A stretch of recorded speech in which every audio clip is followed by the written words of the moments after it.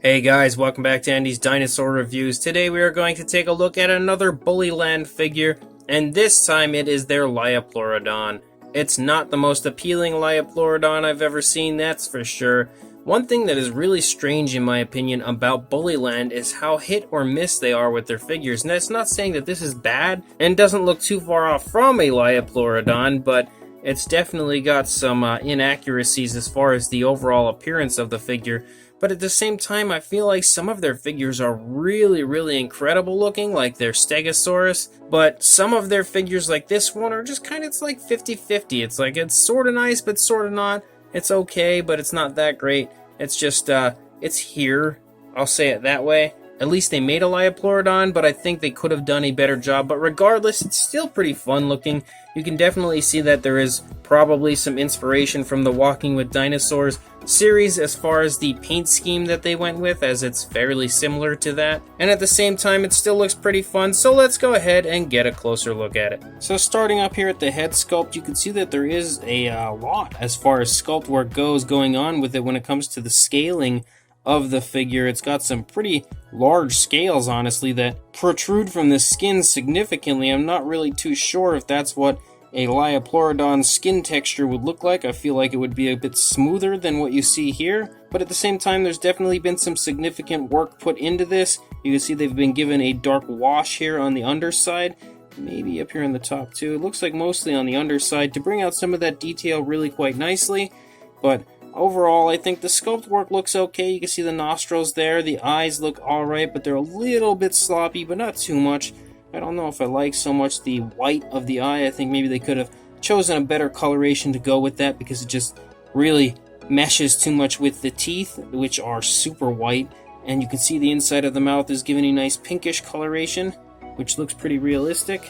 More like a pinkish purple, kind of like a mixture of both, but it looks alright. The detail on the inside of the mouth really is almost non-existent, though. There's just really nothing going on in there. The teeth look pretty nice, but they are very bulky, very almost Schleich-like, with the very rounded edges and just how large they are, which I can understand. You know, maybe it's for the purpose of they don't want kids to hurt each other with these figures, but I'm personally not a huge fan of the way the teeth look. However, they are painted pretty nicely. I will give them that. There doesn't appear to be too much sloppiness going on, and each tooth is sculpted individually, which I do like to see. As we run back along the neck, you can see kind of like the spinal column pick up here, and you can see some nice curve here going on in the neck, showing a little bit of the movement. There's not too much going on. It kind of appears like the skin is stretching here a little bit on that side, but it's not really bunching up too much on this side, which is a little bit of detail that I think that was missed, that they could have applied a little nicer. You can see a little bit there, actually. As you run down here into the flippers, they do look quite nice. There's some nice similar sculpt work to what you see up here.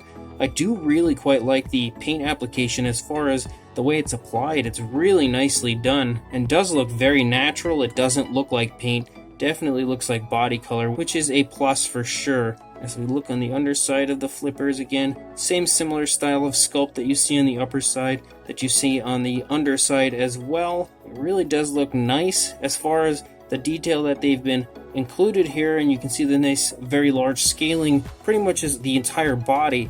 And it looks good. You can actually see the cloaca here on the underneath, which is pretty impressive to me. But I just don't know so much if this is what you would see on a Liopleurodon. Again, the rear flipper head, love that transition from that dark blue to this light blue on the flippers. Each one has that, and I think it looks really nice. As far as the paint apps go, I'm just not the biggest fan of the actual sculpt work of the skin texture, or even the movement of the animal. I feel like isn't that great, or really shown much at all in the sculpt, which I don't really say that Bullyland has done that too much with any of their prehistoric figures as far as really showing off the movement. But at the same time, I feel like maybe this one's a little less sculpted as some of the others, but it's still not terrible. It does have the articulated jaw, like you've probably seen me open and close the mouth a few times now. It's an alright figure. It's just not that great as far as the Liopleurodon goes, but it's still pretty fun. For a length on the Liopleurodon, we will see this come in at about 6¼ inches, almost 6½ actually, or about 16 centimeters. And for a height, there's really not going to be much going on as far as a height. Just you got the head here about 2.5 inches or around 6 centimeters. And a width, I think the longest point would probably be the flippers, about 4.25 inches or around 11 centimeters, somewhere in that range. For a size comparison, there is Mr. Papo T-Rex, and next to him you can see that as far as a Liopleurodon goes, this is extremely small because a Liopleurodon is actually an incredibly large marine reptile, and you don't really see that here with this one. As far as scale goes, I would say that this is probably a small figure, not even really hitting the medium range, but it's still pretty nice looking, still fun for a Liopleurodon, which doesn't get too many figures. But next to the Paporex, you should hopefully be able to get a good idea of the size. If you need a smaller, more compact size Liopleurodon, this might not be a bad way to go. So the Bullyland Liopleurodon is definitely not the best Liopleurodon out there. There are much better ones like the Safari LTD or the Collect Day versions, but I still think that it's a fairly fun figure. It's just not very accurate. It's not scientifically accurate.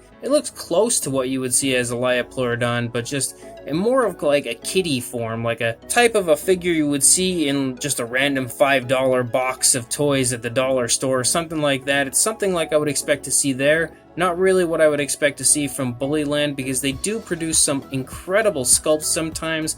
This just isn't really one of them. Not saying again that it's bad, because it's really not terrible. It's pretty fun. I do like it. It's just not really up to the standards of some of the other Bullyland figures that I have seen, like their Stegosaurus or some of their older figures. But regardless, I still think that the sculpt work that is included is pretty nice looking. Not the most accurate looking skin texture, I would imagine, but still fun regardless. I guess I don't really know for sure what the skin texture of a Liopleurodon would look like until I actually see one or meet one in person, so I can't really comment too much on that. I think the paint application of this is really nicely applied. I'm a huge fan, actually, of the paint job they've done with this. It's really reminiscent, as I said before, of Walking with Dinosaurs, but it's applied really beautifully on this figure, and including that darker wash on the underside helps to bring out some of the incredible sculpt and detail that they have put into this, and a lot of the time that went into that is shown off quite well due to that dark wash that they have included on the underside. I'm not a huge fan of the teeth. I think they look okay, but the bulky Schleich-like appearance is a bit of a downside, and the detail on the inside of the mouth is pretty much non-existent, but it is a fairly realistic coloration, and the addition of an articulated jaw on the Liopleurodon is always fun as well. So it's really kind of up to you, it's like 50-50. It's kind of fun, but it's kind of not. So I will include a link in the description where you can pick one of these up for yourself if you are in fact interested. Check the description, go buy this Liopleurodon from Bullyland if you would like, but make sure you like, comment, subscribe, hit that bell to be notified of future videos before you go, and I will see you in the next review. Thanks for watching.